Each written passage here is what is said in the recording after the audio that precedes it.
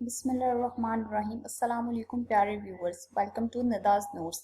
Today we are going to start our next topic of labor law, which is termination of employment. Standing Order 12 of Industrial and Commercial Employment Standing Order deals with it. Termination of employment basically क्या है कि जब भी worker और employer के दरमियान जो employment का एक कॉन्ट्रैक्ट या एग्रीमेंट है, जब उसको टर्मिनेट किया जाता है, उसको ख़त्म किया जाता है, तो उसके लिए क्या प्रोसीजर होता है। स्टैंडिंग ऑर्डर 12 जो है वो आपको इसके बारे में डिटेल से बताता है। इसमें जो फर्स्ट है वो आपको देखा जाए तो कहते हैं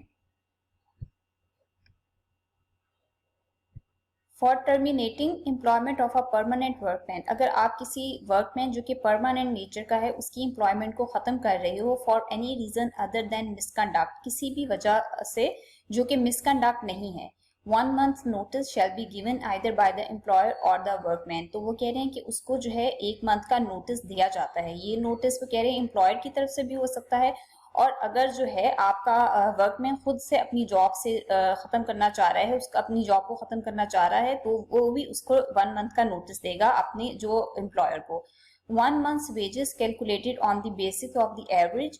उन्होंने कहा है कि 1 month की वेजेस जो 1 माह की तनख्वाह है, जिसको कैलकुलेट किस बेस पे किया जाता है, on the basic of average earn by the workman, जिसको इस बेस पे कैलकुलेट किया जाता है जितना कि एक वर्कमैन की एवरेज अर्निंग होती है ड्यूरिंग द लास्ट 3 months। पिछले 3 माह में उसने कितना अर्न किया है, उसकी लास्ट जो अर्निंग है वो 3 months की कितनी है, उसका average shell be paid in lieu of notice. तो उसको वो पे भी दी जाती है और साथ उसको नोटिस दिया जाता है। मतलब उन्होंने कहा कि अगर आप एक वर्कमैन को जो कि मिसकंडक्ट के अलावा किसी और अदर रीजन की वजह से उसकी जॉब को खत्म कर रहे हो, तो उसको 1 month का नोटिस दिया जाएगा, साथ उसकी 3 months की सैलरी, जिसको किस बेस पे किया जाता है कैलकुलेट, एवरेज उसकी जो सैलरी है कितनी है, वो 3 months की सैलरी प्लस नोटिस जो है उसको दिया जाता है जब उसकी जॉब को टर्मिनेट किया जाता है। No temporary workman, no provisional, no बदली shall be entitled to any notice if his services are terminated by the employer। वो कह रहे हैं कि अगर कोई भी परमानेंट अगर वर्कमैन नहीं है तो टेम्परेरी, प्रोविजनल और बदली, ये वर्कमैन की क्लासेस है जो हमने स्टैंडिंग ऑर्डर में पढ़ी थी, तो उसको इस तरह का कोई भी नोटिस जो है, जब एम्प्लॉयर उसकी जॉब को खत्म कर रहा है, उसकी सर्विसेज को खत्म कर रहा है, तो इनको नोटिस देने की कोई भी जरूरत नहीं है। Nor shall any such workman be required to give any notice or pay any wages in lieu thereof to the employer if he leaves employment of his own accord। वो साथ ही कह रहे हैं कि ना तो उसको नोटिस देने की जरूरत है अपने एम्प्लॉयर को, और ना ही एम्प्लॉयर को उसको नोटिस देने की जरूरत है, और ना ही किसी तरह की भी उसको वेजेस जो हैं वो दी जाती हैं। The services of a workman shall not be terminated. वो कह रहे हैं कि किसी भी वर्कमैन की जो सर्विसेज हैं उनको टर्मिनेट नहीं किया जा सकता। Not shall a workman be remove, retrench, discharge or dismissed from services.